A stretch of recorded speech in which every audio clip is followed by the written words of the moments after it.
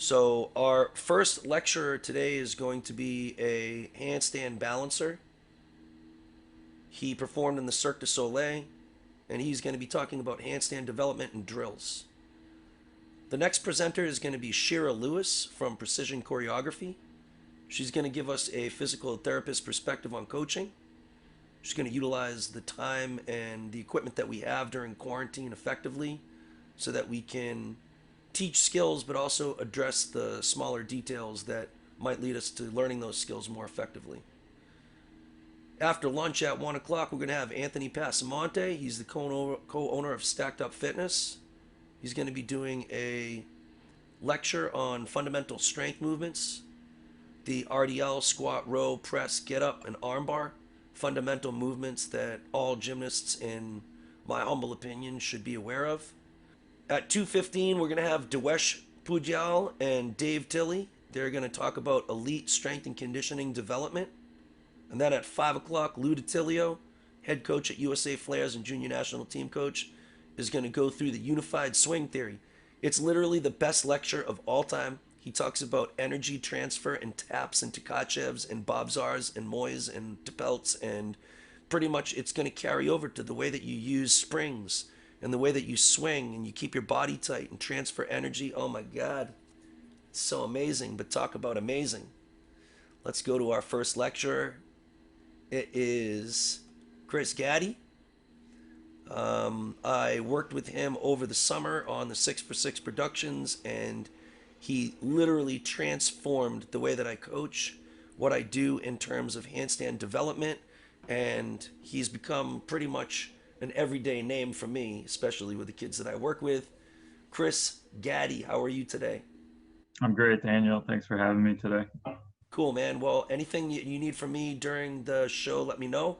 Otherwise, you got the floor. For my education, I went to University of Michigan. I got a bachelor's in mechanical engineering and then a master's in biomedical engineering. And then I went to Rensselaer Polytech in Troy, New York, and got a PhD in machine learning and data analysis in 2014. My research background is largely in computational biomechanics, mainly focusing on the shoulder. And then for my PhD, machine learning, reinforcement learning, and a few data analysis projects. As for acrobatics, I was a competitive gymnast from age 7 to 23. I was working under Bob Donahue at Sterling Academy for many of those years. And then I trained independently, non-competitively between ages of 23 and 32 as I was in grad school and doing research and whatnot.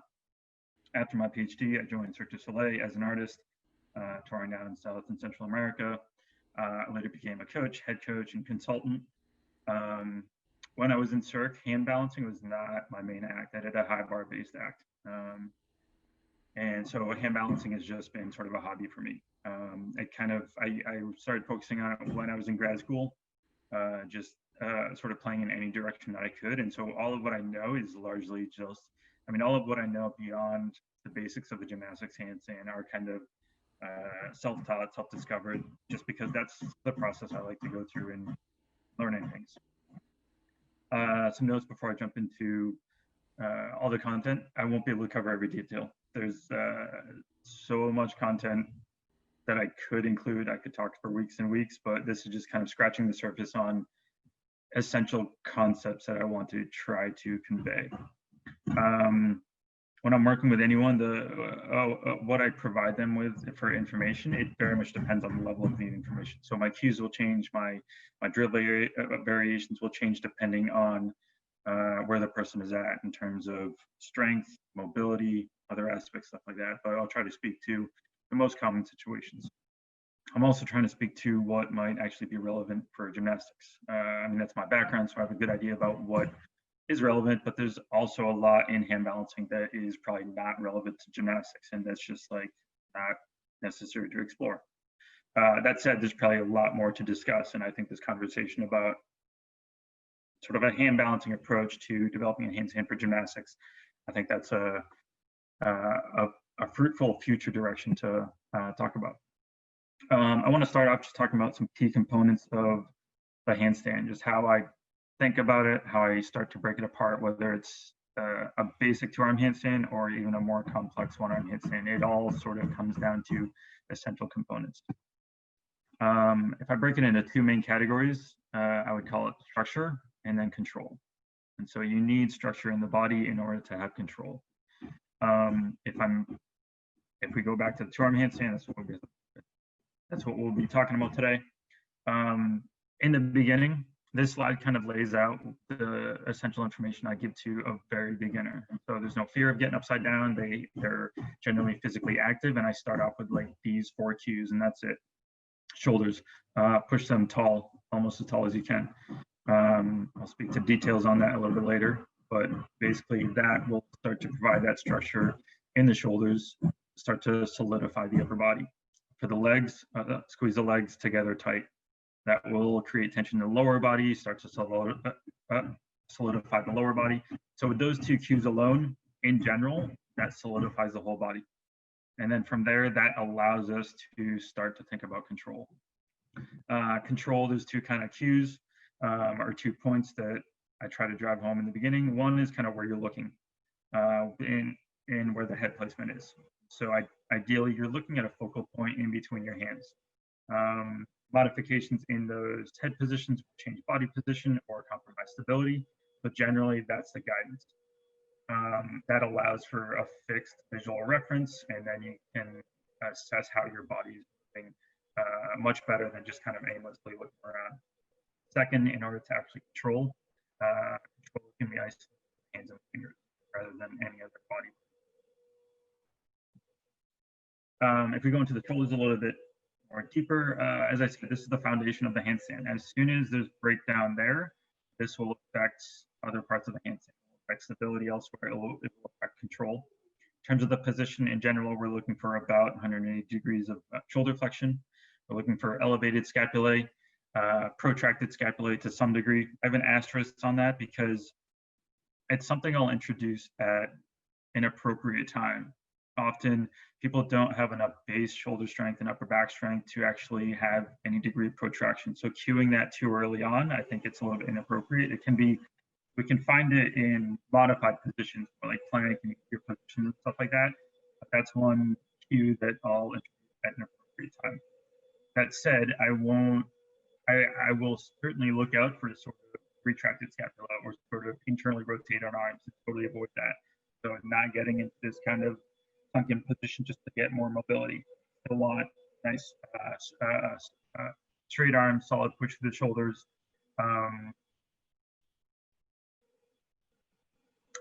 Then from there, as I said, the shoulders are essential to create that structure to enable control. There's a direct connection between a shoulder push and if we think about a poor incorrect shoulder position, generally people will kind of settle into a safe and low position. So this image here is kind of sort of what a typical yoga handstand is like, where the shoulders are low, the head's kind of way out, there's a slight arch in the back, there's a little pike in the hips. This like feels solid because I feel like, okay, there's muscular engagement of the shoulders, a flexion, a little bit of planching there at the shoulders, so there's that activation there, but it's also, it creates instability elsewhere in the body. So it's like, feels good, but it's not actually functional. Another shoulder position I'll avoid is settling into open, where the person just kind of hits end range of motion of the shoulders and they feel stability there because it is end range of motion.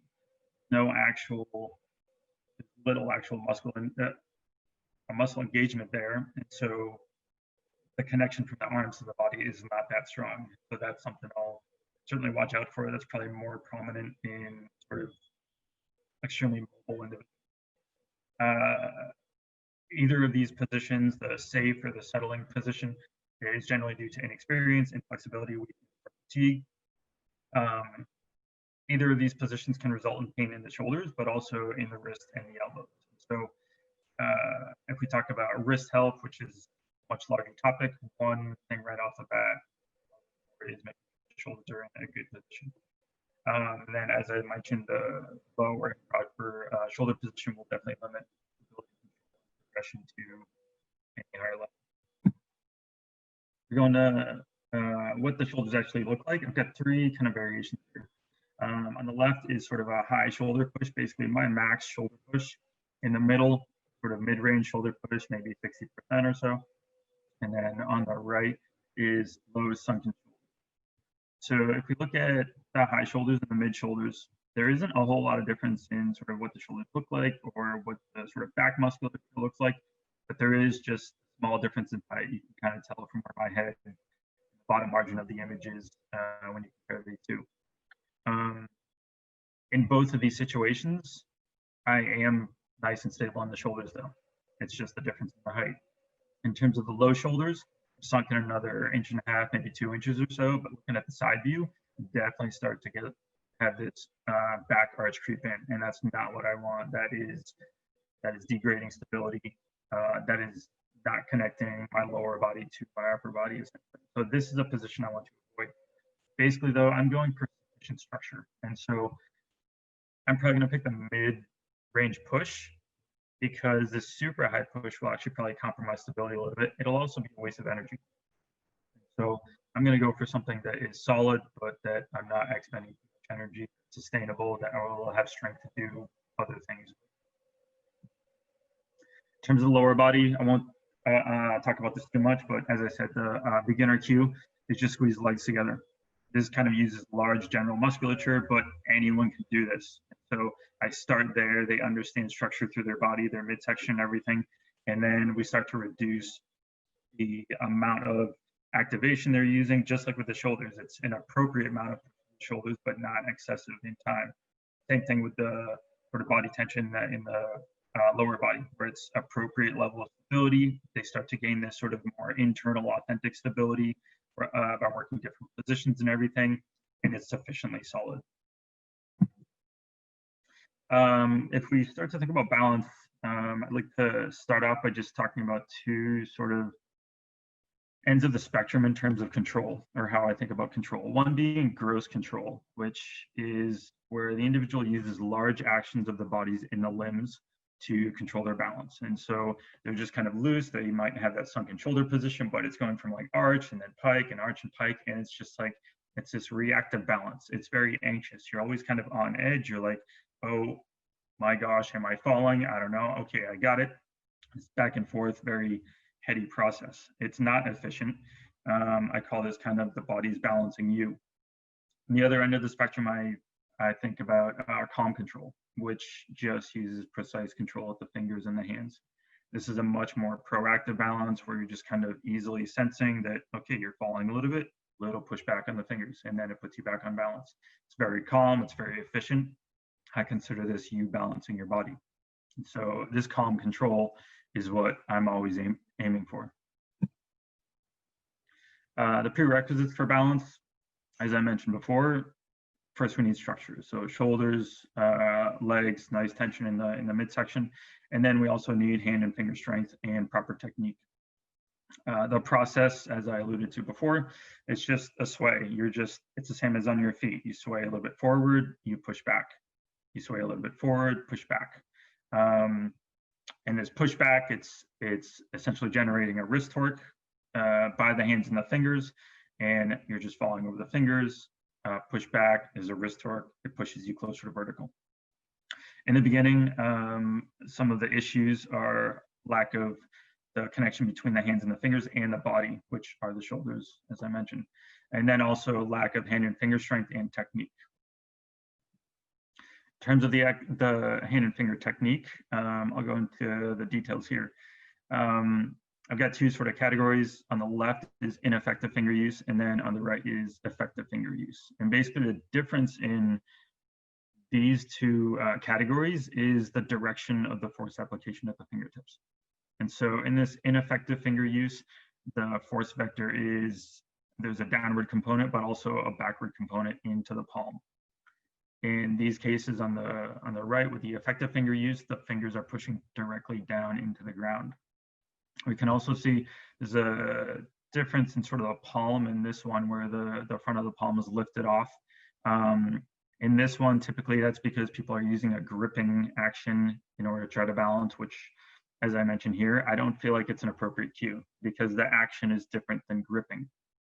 And here, most often, the individual's balance point is too far into underbalance, so it's too far on the wrist side, and so they're almost trying to pull themselves back with their fingertips by sort of closing the hand a little bit. On the right here, any of these variations of the finger posture is fine. Here, there's a very flat finger. Here, there's a slightly more engaged finger. Here, there are tented fingers. And so this is a little bit more common in hand balancing, which some people feel stronger in. The only like maybe downside is just that it cuts off your lever arm between the distance between like your wrist and the end effector of your fingertips there. But and so that might limit overbalance range, not significantly though. But this is a really important aspect that if an individual is using this, they're going to struggle to balance. They won't have much range for balance. And so making sure they understand this in easier positions, even doing some idea of like, if you're okay with contact right now, just standing hand to hand, making sure they're pushing directly into your fingertips. If they are using their fingers incorrectly, they'll be pulling their fingertips down. You'll feel that on your fingertip. And so that sort of tactile like guidance there that you observe, and then you can really cue them through proper finger use, and then they understand and can start to use it in a handstand. If we talk about balance point, I want to consider two extremes again, in the middle and the left here, and then we'll talk about sort of appropriate balance point here. Let's sort of idealize the handstand as this straight stick figure with the center of mass kind of in the middle of the individual. The hands are over here. And so if we consider the underbalance limit, someone is going to be at vertical. This is kind of the limit of where you could be upside down if you're not over your fingertips.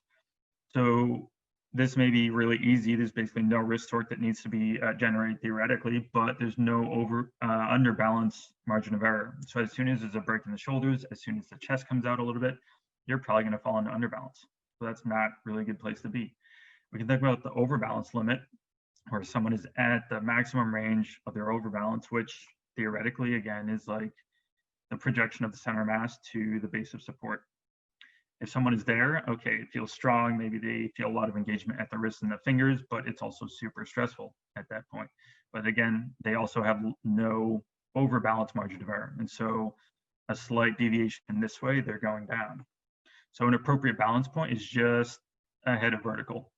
There's not a whole lot of stress on the hands and the fingers, but they also have margin of error going into underbalance, but also into overbalance if they need it. And then sway is just going to be slight deviation on either side of this balance point. If we talk about the head and the gaze again, as I mentioned before, I generally want the focal point to be in between your hands, centered, peering through the tops of your eyes. If you are kind of looking straight out of your eyes and your head has to be sort of, your neck has to be cranked back to get a good view of a spot right in between your hands here, that's going to probably break the shoulder angle, which will induce a back arch, which will compromise stability. So too far forward focal point will do that as well, where the focal point is way in front of the fingertips. That will also lead to those sort of deviations that will compromise alignment and structure. If the focal point is too far back, like dropping back here, and then even looking at the far wall with sort of a neutral head position, that's probably going to compromise balance and stability in the beginning. That's something I'll use and throw in to train balance proficiency. And I still think that's appropriate for hand balancers, but I still think also for gymnasts as well.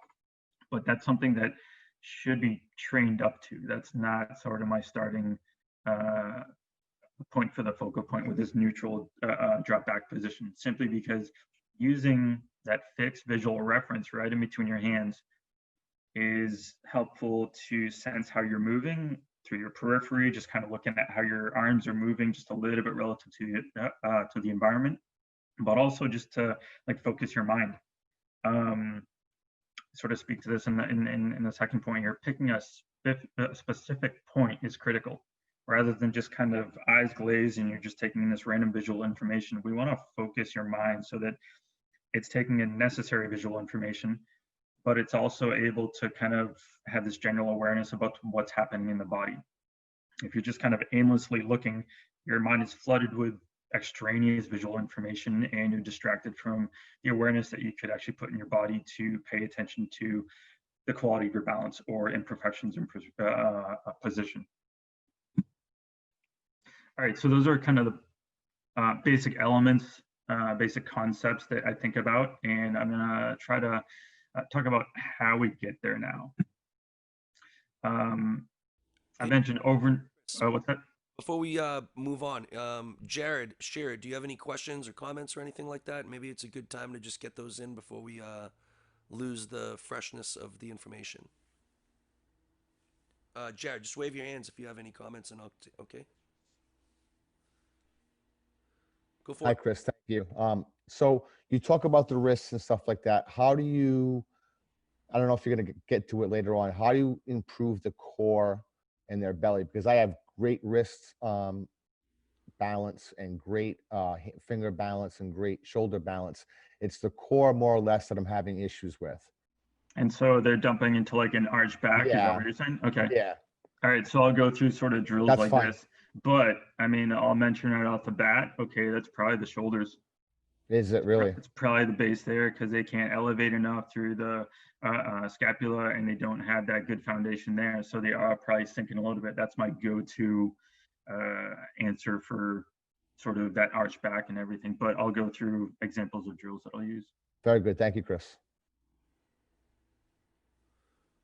All right. Should I continue, Dan? Sherrod, we good? Yeah, we just Matt Hall just joined us from GLC, so Matt, enjoy. Go for it, Chris. Cool. All right, so I mentioned shoulders are critical, and so that's probably that's always going to be the first thing that I'll really focus on. In general, shoulders are the first thing to break down in any hand balancer, whether they're a beginner, whether they're high level. It's always going to be the shoulders that the coach is going to be cueing. So it's never something that we forget about. If someone's working their highest level skill, it's probably going to be the shoulders breaking down first. Next, I'll kind of go back and forth between alignment stuff, but then also balance, because you can probably work some of those simultaneously. And then I'll probably go into positions and movement just to kind of expand the sort of movement vocabulary that an individual can sort of balance themselves in, and hopefully they're proficient in. So in terms of the shoulders, I'm going to start super basic, just with like plank stuff, elevated plank stuff. And I've got pictures of these, but focusing on the same sort of cues that I talked about before. So tall shoulders. And yeah, so the position of tall shoulders in a plank or an elevated plank is sort of different in terms of the shoulder angle, but you can still get this really elongation through the arms. You can still get maybe even more protraction in the scapula for a plank or an elevated plank than in a handstand. So you can still work that upper back and shoulder strength. Then from there, maybe a tuck or a pike elevated hold, and then we'll go to tilted wall holds. The tilted wall holds will also be beneficial for the positioning stuff, Jared. So, and I'll talk about those specifically in alignment stuff. And then wall holds going back to the wall, chest to the wall.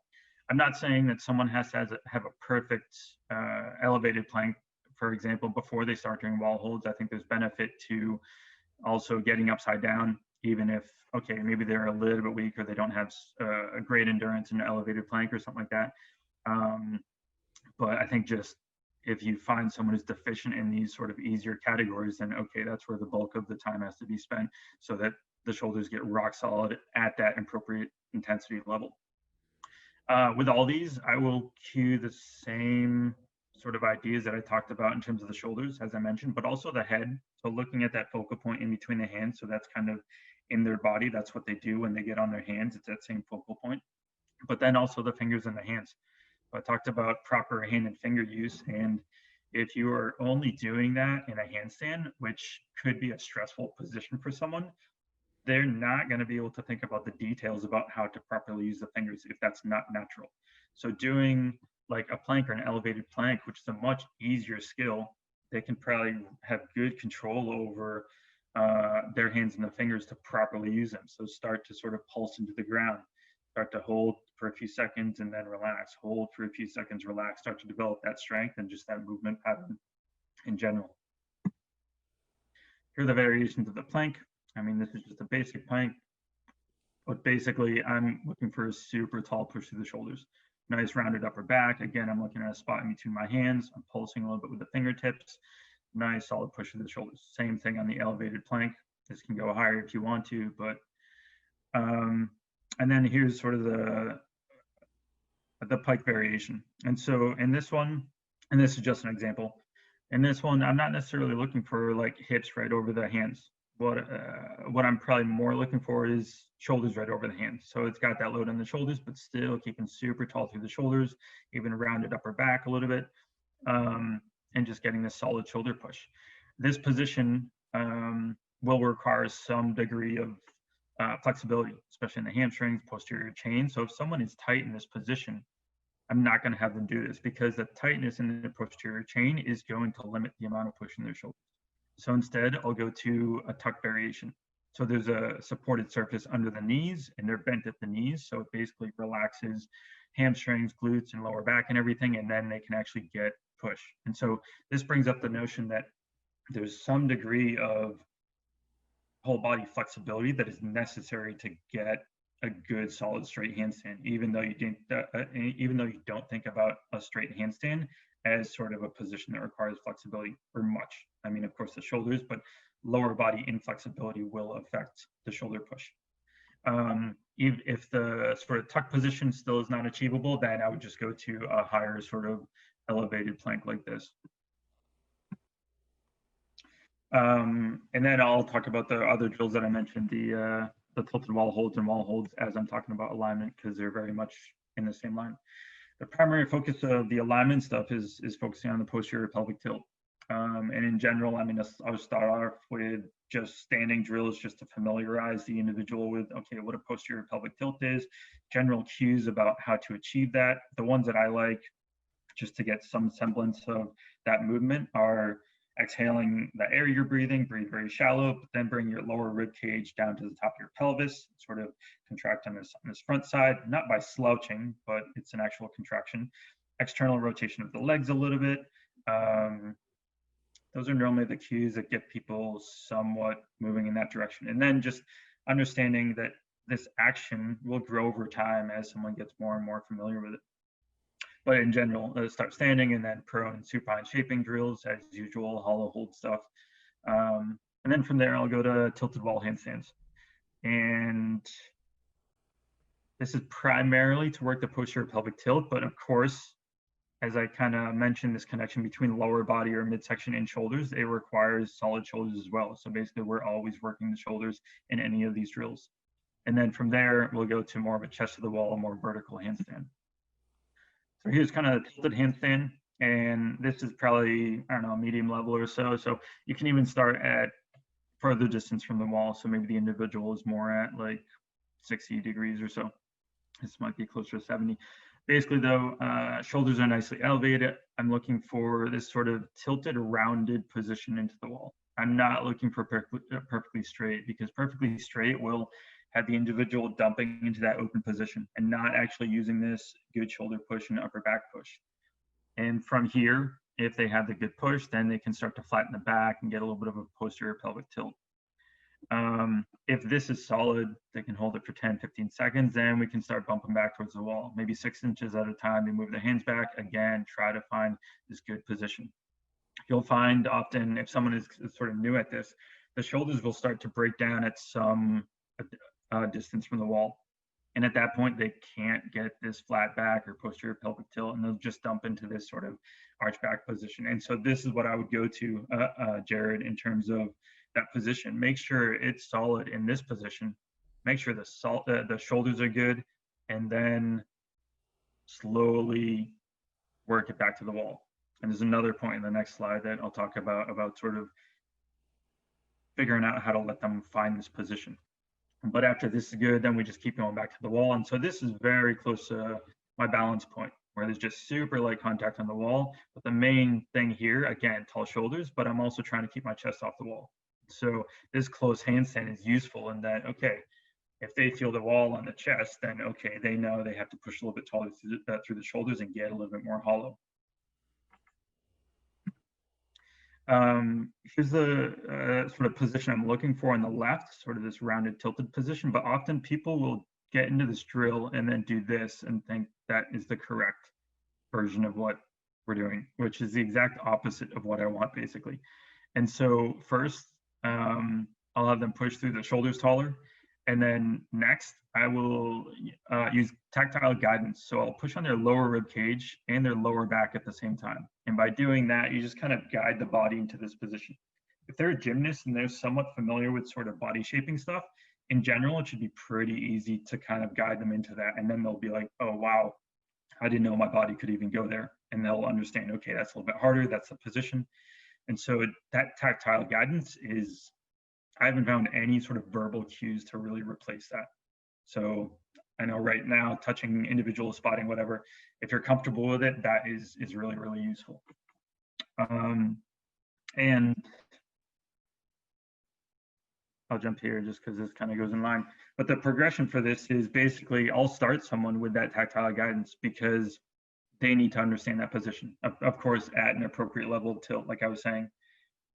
Push inward on the lower ribs and the lower back at the same time. It kind of guides the body into this position. But of course, that depends on the shoulder push too. So that has to be in place first.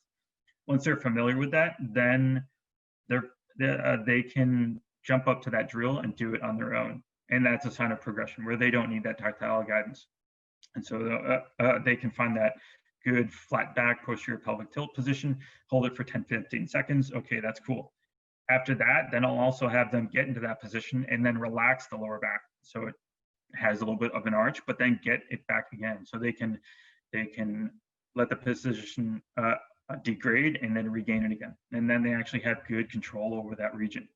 And then from there, we can back it up closer and closer to the wall. So those are two sort of directions that I'll use for the progression. As I said, the goal is going to be this rounded tilted handstand, not a flat handstand. I'll use the same 3 cues: push tall through the shoulders, squeeze the legs nice and tight, look at a spot between your hands. The feet have to be high enough on the wall. If the feet are low on the wall, the feet were down here, and then I sort of tried to get into this position, my shoulders will dive forward, and then I'll be in this horrible planche position with an incredible load on the shoulders. That's not what I want. So the feet have to be high enough on the wall, and that's often a mistake that you'll have to cue the individual to go higher with the feet. As I mentioned, the tactile guidance is really, really helpful. It's critical that the shoulders don't break down in order for the lower back to flatten to get that mobility in the midsection. And then the distance from the wall is critical. If there is breakdown in that position in the upper back, you have to back them up, move away from the wall a little more. Okay, and then if we go to balance, the most common deficiency I see is that individuals just have limited overbalance range due to the lack of hand and finger strength or improper hand and finger use. So I talked about sort of the technique, and now we'll talk about sort of how to develop that strength and the familiarity to balance. In the beginning, sort of with the planks and the alignment stuff I talked about, planks with the proper hand and finger use just to start to groove that movement pattern when your shoulders are in this solid position. And then we'll go to a wall float drill, which I've got a video on and I'll talk about. Wall assisted holds or spotted holds when they're starting to, when they have some semblance of hand and finger strength, and when they're starting to pick up this action of sway and fall and control, fall and control. After they're somewhat familiar with that, the goal is calm balance, where they're just freestanding and it's just this very calm sway. It's not anxious, they're solid all around, and it's a good solid position. After that, I would push things even further. So I would look at sparingly playing on softer surfaces, like a yoga mat folded over 5 times or something like that. So it's like when if you hurt an ankle or something like that, you are balancing on a soft surface to improve your reaction time essentially. And so by balancing on a soft surface with your hands, it compromises your stability. You have to be a lot more attentive. Your fingers have to be stronger. Your body connection has to be stronger. So one note on that too, though, is that I would actually consider like a Floor X mat or a Floor X carpet to be a soft surface. And so I would, if you're working balance, I would almost advise going to a plank of wood on that Floor X mat or a concrete hard floor surface or something like that, just because it's going to be so much more responsive for the individual who's applying force into the ground to actually control their body. And so by only working soft surface holds in the beginning, I think it's slowing things down, but it's also might be contributing to wrist issues if someone is sort of vulnerable for that when they're just doing long sustained holds on a soft surface.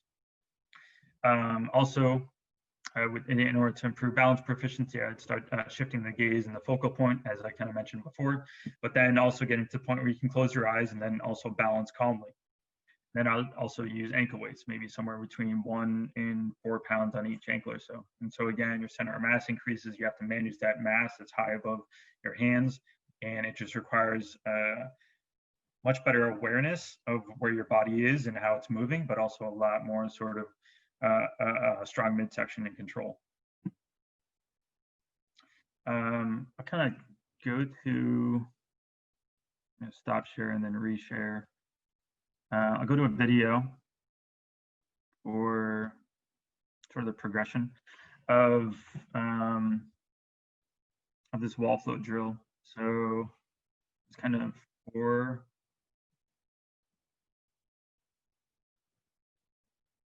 steps. So the setup, I mean, your fingertips are going to be about 1 hand width from the wall, and this is going to be dependent on the level of the individual, the strength of their hands and the fingers, the strength of their connection throughout their body.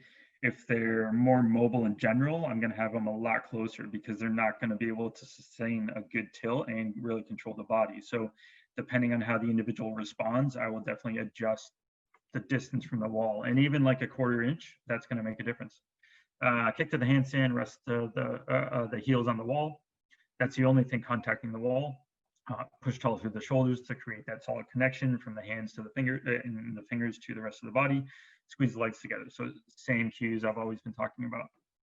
And then from here, the first step is just to sort of find that position, that structure through the body, and then engage the fingertips into the floor. So similar to the plank stuff where the body's not moving and you're just engaging the manners in a very sort of controlled fashion, but you're just starting to sort of groove how to use the fingers when your body's in this position. So there's slight movement as they just start to come off the wall, perhaps.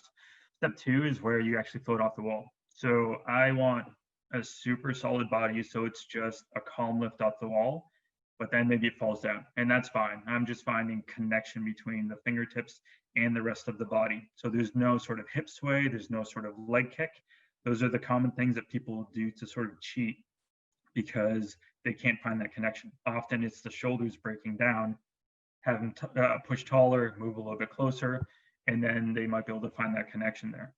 Step 3 is where we don't just want to step down, but where we actually want to push off and then have enough sort of control so we push off just a vertical and then fall back. So now we're thinking a little bit more about precision of how much we're pushing. So it's going to float off, but not down, and then just fall back to the wall. Reset, find that push again, fingertips, nice calm lift off, fall back.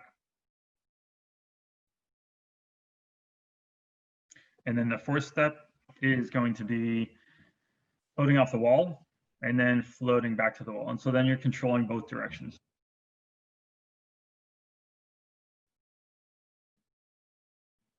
Nice calm float off. And then there's no impact. It's just nice control into that overbalanced tilt. And so I'm in all these things, I'm primarily working on the hand and the finger strength and how to use that, but it's also very much the connection through the midsection and the body. Jump out of this, back to station.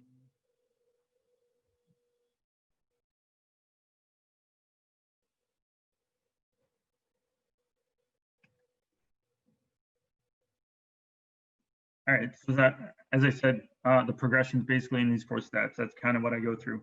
But also, I mean, keeping in mind the distance from the wall. After someone gets to like step 3 or so, maybe I'll start to back them away from the wall like a 1/4 inch or so, just to make it a little bit more challenging with the hands and the fingers and for that sort of body connection. But then I'll also have them play with step 4 as well. As I said, distance from the wall is critical. If they're too close, they're going to be pushing just a little bit through their hands and the fingers, or they're going to sink in the shoulders. The chest is going to come away and they're going to fall down. So there's sort of no effective use of that too close position.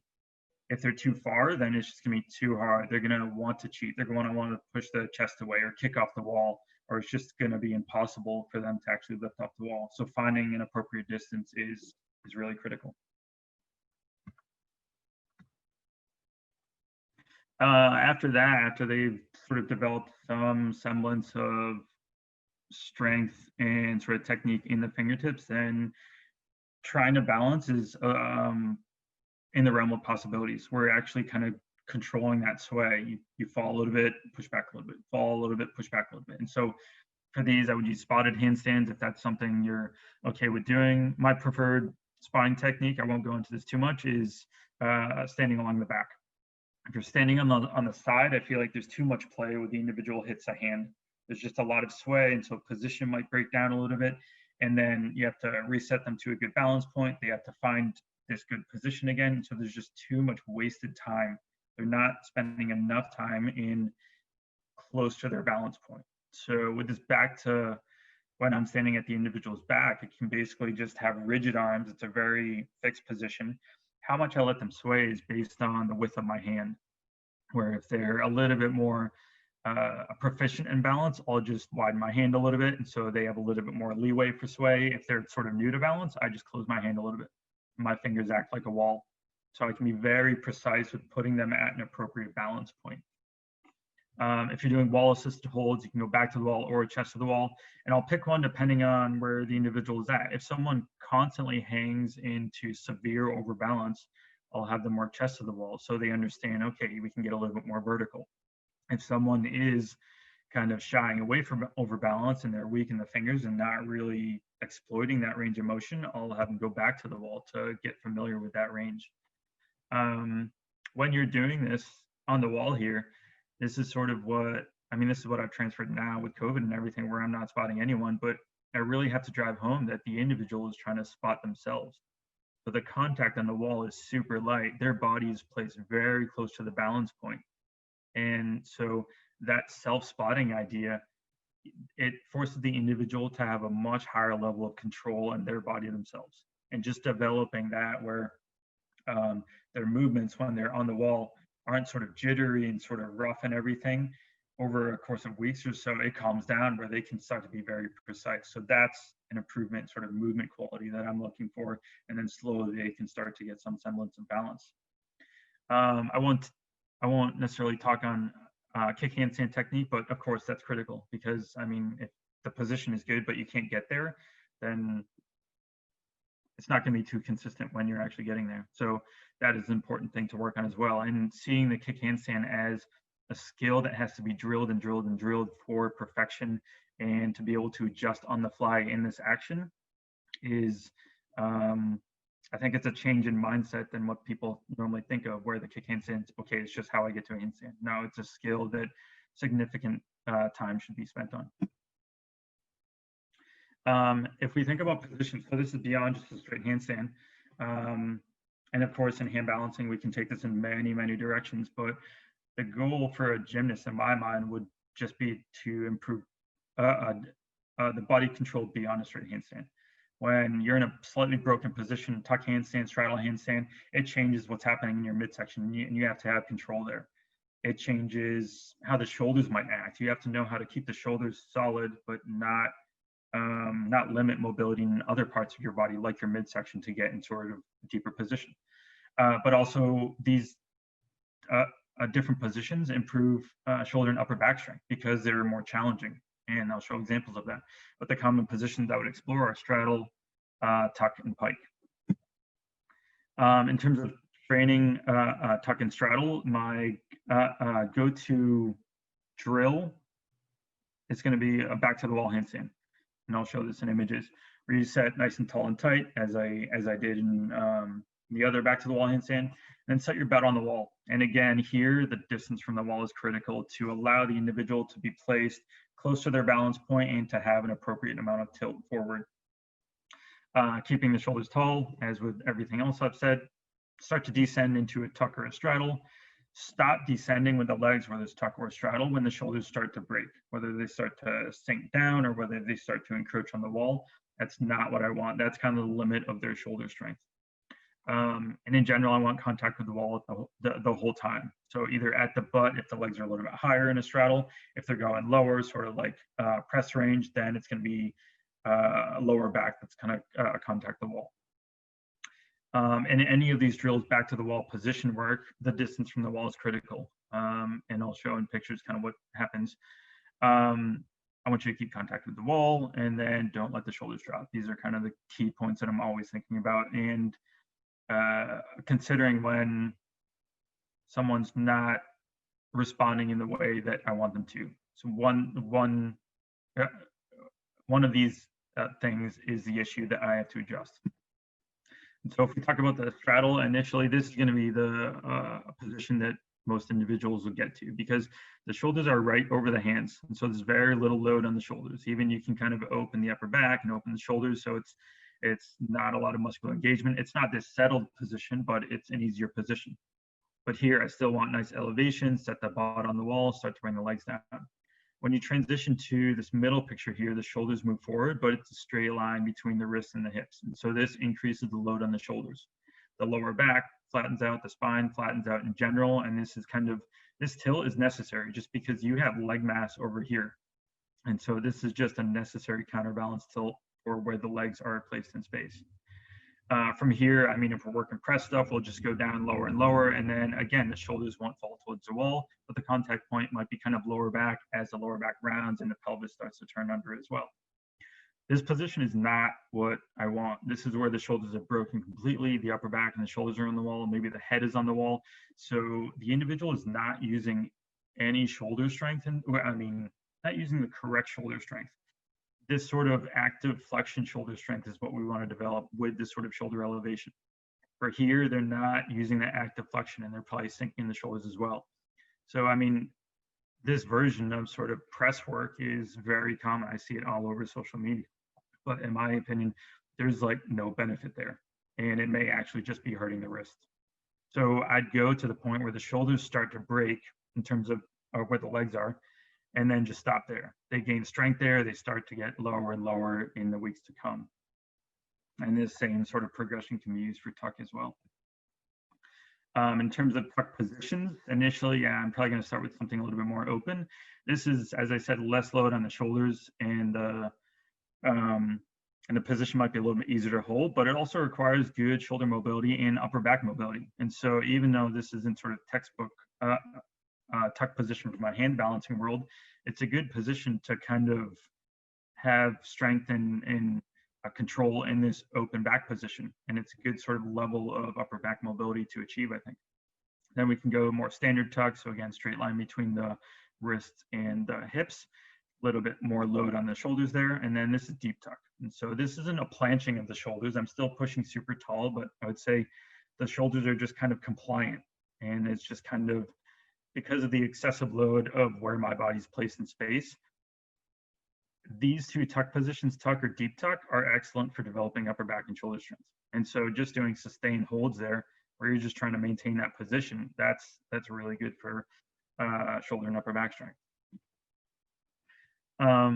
As I said, the goal of, or kind of going on the position stuff, the goals of movement, which is kind of moving between two positions, so like straight or tuck or straddle or whatever, is to just generally improve control and balance. As you're moving through positions, you are moving in a different way than just kind of balancing a handstand sway. And so there's little imperfections in your center of mass, which happens with leg movements and everything, and being able to control that and get sort of seamless in this movement, just being able to rep out this movement back and forth, it's a higher level of balance. And as I mentioned in the position stuff, it's good for developing shoulder and upper back strength. So common movements that I think are worthwhile exploring: straddle to straight, straddle to straight. And so that's basically the top end of a press handstand, which I kind of break into two phases. Is down phase, which is the wall work, and then sort of up phase, which is a movement. You got to be familiar with straddle handstand and straight before you think about sort of really moving between it. Same thing for tuck, just straight down to tuck, straight down to tuck, and then playing with pike stuff as well. And so of course they should have a solid straddle or a solid straddle press before they really start exploring pike stuff. And then any combinations of above, and then even unilateral movements. So one leg stays straight up and down, and the other one goes out to the side like a straddle. I will load the shoulders a little bit differently, but again, it's just kind of another thing to explore. In all these movement things, I want the individual to go extremely slow so that they can understand how their body is moving naturally due to these limb movements and compensate through balance, and to understand how to have this sort of internal stability as you're going through movements. And like tuck is a good example. When someone is a beginner in a handstand and all they've done is a straight handstand legs together, That's all their body knows. As soon as you bend their knees just a little bit, they have no idea how to keep stability because the hip is in mid-range of motion, their knees are in mid-range of motion. But that little break there, they start to understand, okay, I don't have to use this large musculature in my legs. I can use this sort of deep musculature in my core to start to stabilize. But again, that's all dependent on solid shoulders and sort of solid finger and hand strength to have that foundation. I got a couple more slides here and then I think I'm just on time. In general, when I'm working myself or with anyone, I want people thinking about like 3 things at a time. If you were thinking about like 10, 12 different things, all these little details, your mind is so scattered that you're not doing any one of those things at the best of your ability. And so I talked about sort of shoulders and then alignment and then balance. And yeah, shoulders are the foundation. That's going to be the preliminary work. After some semblance of shoulder strength there is, you can kind of, I segment alignment stuff and then balance stuff, but I don't expect them to implement all the alignment cues that I gave them into their balance work because I want their mind focused on balance. Yeah, I'm not letting position completely degrade. It should be acceptable, but I also don't expect them to integrate everything at once. That will come in time in my book. All these drills are not the final product. And so, the tilted wall handstand with the back to the wall, yeah, it's working overbalance range, but I don't want people balancing that super overbalanced position. Like I mentioned, it's just too stressful. And there's a better position of balance, a more efficient position of balance. So just understand that they're trying to address a deficiency, or I'm trying to elicit a certain improvement in their body or how their body works. As I mentioned, for all the wall drills, the distance from the wall is absolutely critical, where like a 1/4 of an inch will change how the person responds, whether it's possible, whether it's actually causing the effect that I want it to. In terms of frequency and duration of training, I think this is a point, we could talk about from the gymnastics world and then also from my world. And I think in the beginning, up until sort of mid-teens or so, like a good amount of time, maybe up to 1.5 hours, 2 hours a week or so on this stuff. At that point, if they've been doing this over a few years, their handstand should be super solid. And then it's kind of, okay, handstand stuff while you're working other strength stuff. But I think that amount of time isn't necessarily inappropriate for someone who's sort of age 6 up through age 12 or so. But I think, as I mentioned, that's a point I think we could discuss a lot. Some final thoughts here. The target areas, as I mentioned, I'm always thinking about shoulders, finding a sufficient shoulder push, but not excessive, like I said, but making sure that is not going to break down. That is not a weak point because everything else is going to tumble after that. Aiming for calm control with the hands and the fingers, focusing on technique and then strength of the hands and the fingers, and then improving balance, either playing with positions, movements, or improving balance proficiency in any of the ways I mentioned. In general, I don't have like a cookie cutter recipe for everyone. I throw out sort of examples about, okay, if the person is more mobile or if the person is a little bit tighter, I'd sort of change things, modify drills. And I think it's critical in order to do that because I find that little modifications in drills can get someone working at a really appropriate level and versus something just under that, which is kind of a general drill that they're given, but they're not getting as much benefit from it. So I'm really particular about variations, cueing, and just making it very, very individualized.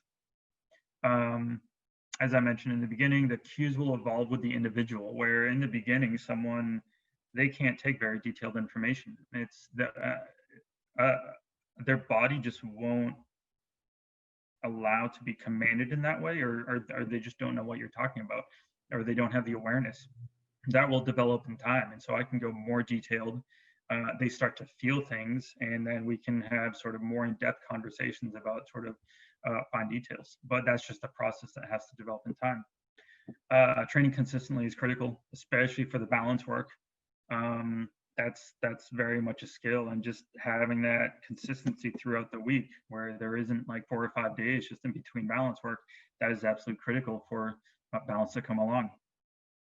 My last point is that handstand training is more than training the handstand, and this is something that I'm